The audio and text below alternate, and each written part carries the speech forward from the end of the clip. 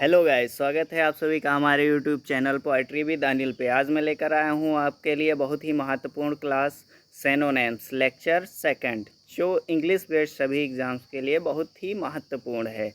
चलिए बिना देरी के हुए स्टार्ट करते हैं। तो सबसे पहला क्वेश्चन है हमारा, choose the most appropriate synonyms of the given words. Choose means चुनिए the most appropriate synonyms of the given word. दिए हुए शब्द का सबसे उपयुक्त पर्यायवाची चुनना है, आपको सबसे उपयुक्त सिनोनिम्स चुनना है। तो पहला वर्ड देख लेते हैं हम। पहला वर्ड है हमारा एग्जीगुअस। कौन सा वर्ड?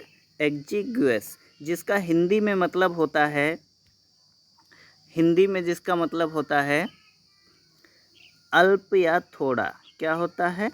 अल्प या थोड़ा, यानी कि कम, जिसको क्या कह सकते हैं? कम कह सकते हैं। अब इसके कुछ सिनोनिम्स हैं एग्जीगुअस के, जैसे दूसरा वर्ड लिख सकते हैं इसकी जगह पे, मीगर हो गया हमारा, मीगर है।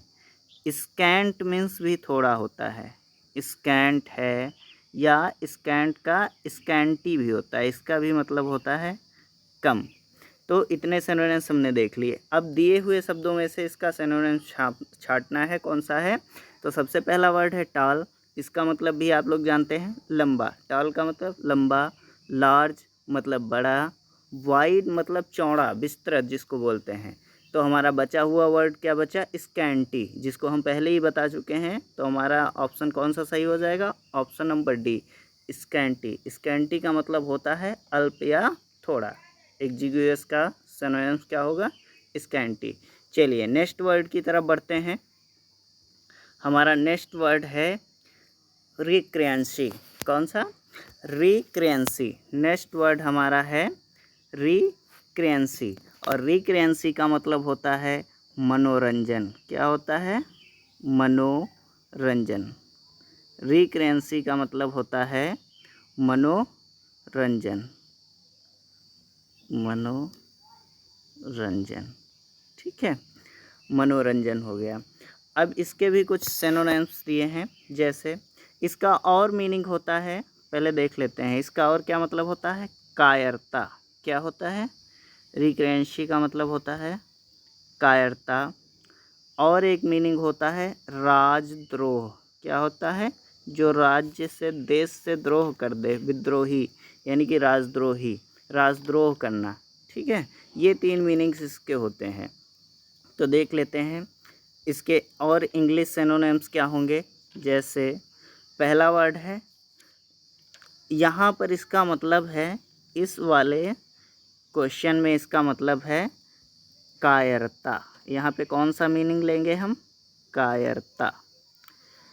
कायरता के सिनोनिम्स बताना है। रिक्रेंसी का मतलब कायरता, तो इसका क्या कह सकते हैं हम इसकी जगह पे?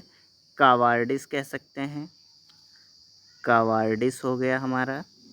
दूसरा वर्ड इफिमिनेशी। इफिमिनेशी,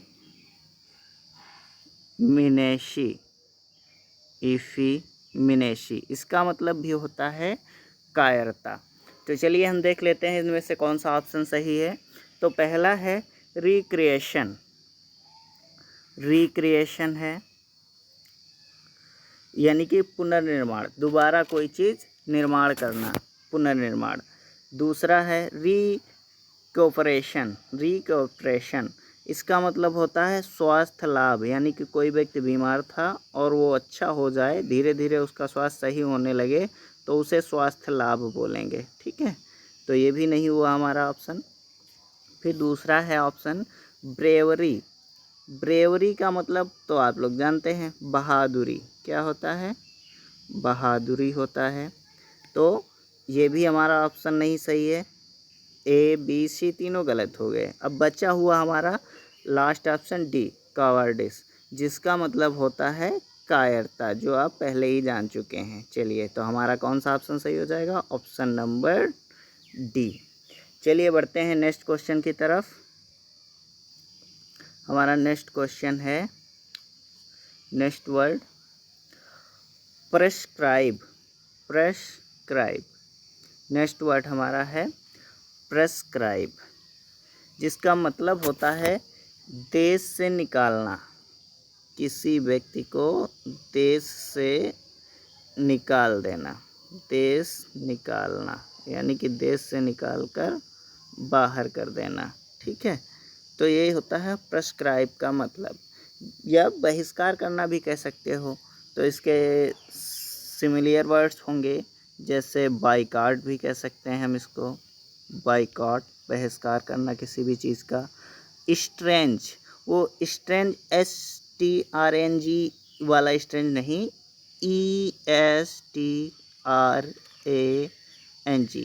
ये स्ट्रेंज, इसका मतलब होता है बहिष्कृत कर देना, देश से निकाल देना। चलिए इसके ऑप्शंस चेक करते हैं। टू नॉमिनेट मतलब नियुक्त करना, नामित करना। नॉमिनेट का मतलब नियुक्त करना या नामित करना। Next option to be supportive of, यानी कि किसी का सपोर्ट करना, समर्थन करना। ठीक है। नेक्स्ट ऑप्शन है सी वाला, to give early warning signals, यानी कि अर्ली प्रारंभिक वार्निंग के, चेतावनी के सिग्नल देना, संकेत देना। ठीक है। नन ऑफ दीज, तो इसमें कौन सा हो जाएगा भाई? तीनों में से तो कोई ऑप्शन सही हुआ नहीं, यानी कि यहाँ पे न बाइकॉट है, ना स्ट्रेंज है, ना एक्साइल है। तो यहाँ पे हमारा सही ऑप्शन कौन सा हो जाएगा? Option number D, none of these, यानी कि इनमें से कोई नहीं। प्रेस्क्राइब का इनमें से कोई भी सिनोनिम्स नहीं है। चलिए नेक्स्ट वर्ड की तरफ बढ़ते हैं। नेक्स्ट वर्ड हमारा है इंजेस्ट। नेक्स्ट वर्ड क्या है हमारा? इंजेस्ट, जिसका मतलब होता है निगलना। इंजेस्ट का मतलब क्या होता है? निगलना। ठीक है, तो हम इसको इंग्लिश में क्या कह सकते हैं? स्वैलो मीन्स भी निगलना होता है। इसका सिनोनिम्स क्या होगा? स्वैलो भी होता है, टेक डाउन भी होता है, यानी कि निगल लेना, टेक डाउन है। या take a ship, take a ship means भी होता है निगल लेना। या ईट अप मतलब खा जाना, निगल लेना, इसका भी मतलब स्वैलो होता है। चलिए ऑप्शंस चेक करते हैं। इनरेज, इनरेज का मतलब जो व्यक्ति क्रोध में हो, पहले से ही क्रोध में हो। इनवोगरेट, इनवोगरेट का मतलब होता है मजबूत करना, किसी चीज़ को स्ट्रांग बना देना, मजबूत कर देना। डी वाला ऑप्शन देखते हैं। बर्न अप कम्प्लीटली, यानी कि पूरी तरह से क्या कर देना? जला देना। तो हमारे इन तीनों में से तो कोई सही नहीं हुए, तो हमारा ऑप्शन सही कौन सा हो जाएगा? सी ऑप्शन, टू ऑब्जर्व, सोख लेना, निगल लेना। ऑब्जर्व का मतलब होता है सोखना या निगल लेना, तो हमारा सी नंबर ऑप्शन सही हो जाएगा। चलिए नेक्स्ट वर्ड की तरफ बढ़ते हैं। मॉन्टिक्यूल मतलब होता है स्मॉल हिल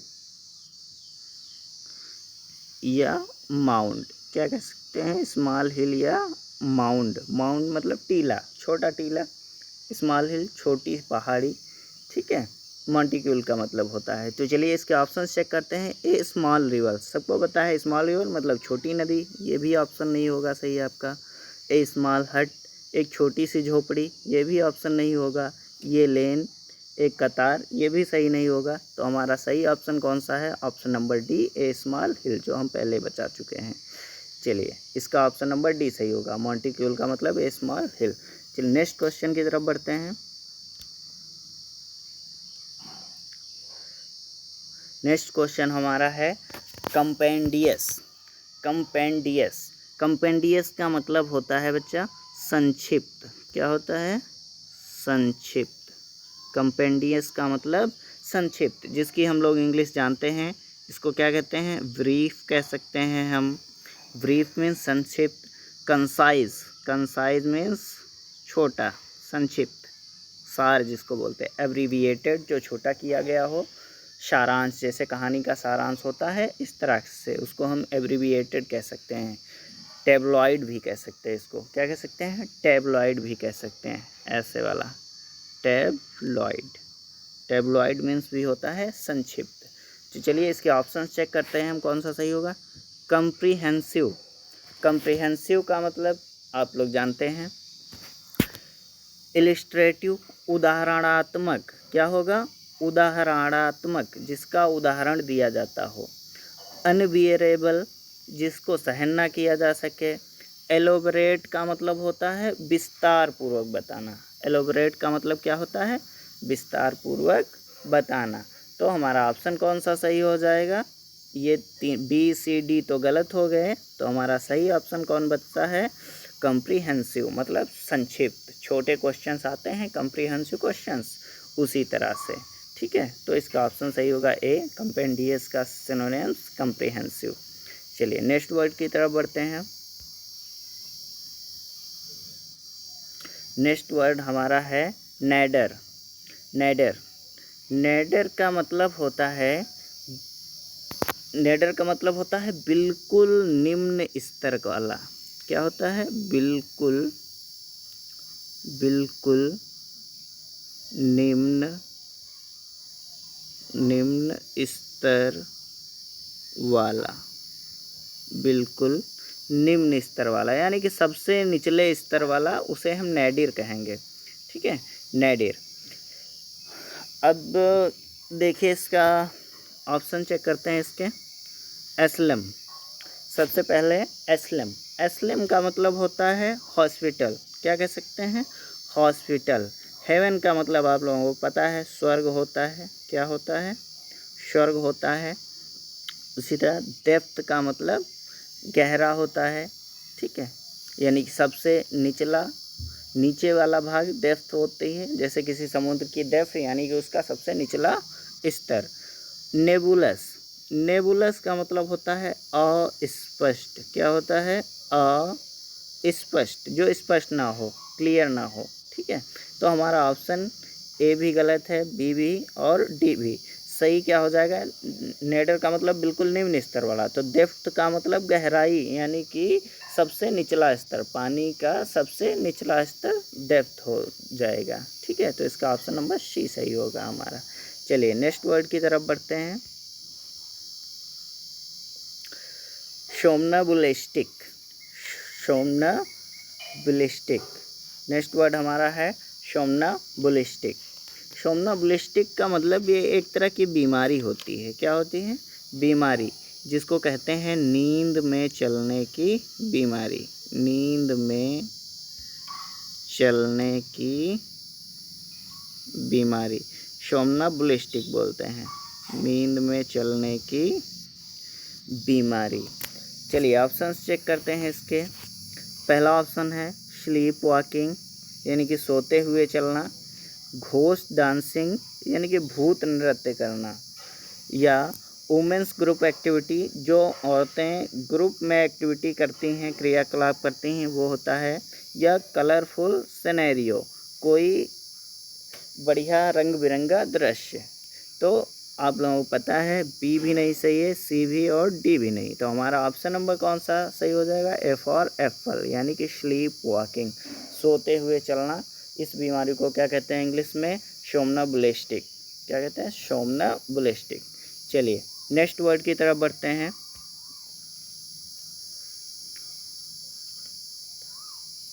नेक्स्ट वर्ड है हमारा प्राइमोर्डल। प्राइमोर्डल, नेक्स्ट वर्ड है प्राइमोर्डल, जिसका मतलब होता है मौलिक। प्राइमोर्डल का मतलब क्या होता है? मौलिक, यानी कि जिसको आधारभूत कहते हैं। कौन सा?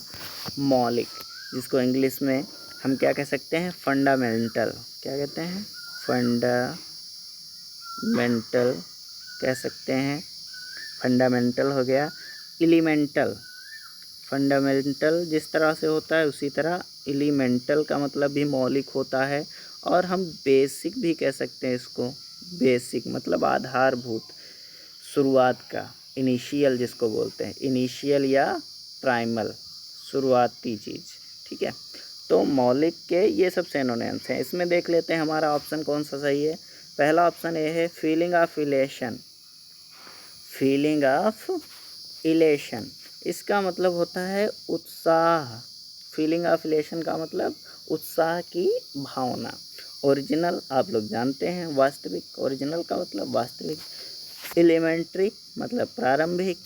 उसी तरह डॉन्टिंग का मतलब होता है कठिन। डॉन्टिंग का मतलब कठिन। तो हमारा ए भी गलत, बी भी गलत, और डी भी गलत। हमारा सही ऑप्शन सी नंबर एलिमेंट्री यानी कि प्रारंभिक मौलिक जिसको बोलेंगे। चलिए नेक्स्ट और लास्ट वर्ड की तरफ बढ़ते हैं हम। सौमर। नेक्स्ट वर्ड हमारा है सौंबर। सौंबर, सौंबर का मतलब होता है निराशाजनक। सौंबर का मतलब क्या होता है? निराशाजनक, निराश कर देने वाला। निराशा, निराशा, निराशाजनक, निराशाजनक, निराश कर देने वाला। इसको इंग्लिश में हम कह सकते हैं सिनोनिम्स डिप्रेसिंग, यानी कि जो निराश कर रहा हो। क्या कह सकते हैं? डिप्रेसिंग, डिप्रेसिंग बोल सकते हैं इसको। डेस्पिरेट बोल सकते हैं, निराश कर देने वाला। डेस्पिरेट कह सकते हैं। होपलेस, होपलेस भी कह सकते हैं इसको। चलिए इसके ऑप्शंस चेक कर लेते हैं। पहला ऑप्शन है कॉजिंग स्लीप, जो क्या बने? नींद का कारण बन जाए। Causing sleep. स्क्वैलिड का मतलब होता है मलिन, गंदा। मलिन का मतलब गंदा, स्क्वैलिड का मतलब गंदा, बेकार। नेक्स्ट है ग्लूमी, और इसके भी नेक्स्ट है कंप्लेसमेंट, आत्मसंतुष्ट। कंप्लेसमेंट का मतलब होता है आत्मसंतुष्ट। तो इनमें से तो ए भी गलत है, बी भी और डी भी। तो हमारा सही ऑप्शन क्या है? ग्लूमी, निराशाजनक, अंधकार में अर्थात निराशाजनक। चलिए आज के लिए इतना ही। Thank you. अगर हमारी वीडियो आपको अच्छी लगी हो तो सब्सक्राइब, लाइक करें, सब्सक्राइब करें। Thank you.